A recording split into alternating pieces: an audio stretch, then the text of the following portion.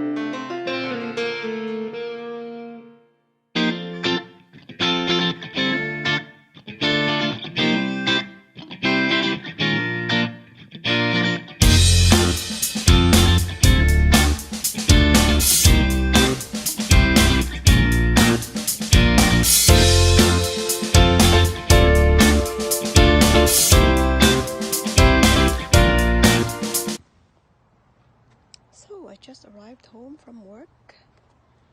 So this is my view of my garden. I'm okay here of my garden at my side, the side of our house. And yeah, so I hope you've enjoyed my small vlog, my very first vlog. And I'll be posting more vlogs of our simple life here abroad. And so these are the flowers in my windows, in our windows. One more here. And yeah, so summer is really short. It's like 3 months, and we just have to enjoy it. Sometimes it's really hot, but at least the air is fresh. It's cold. And please don't forget to like and subscribe, and I'll see you again in my next vlog. Bye bye.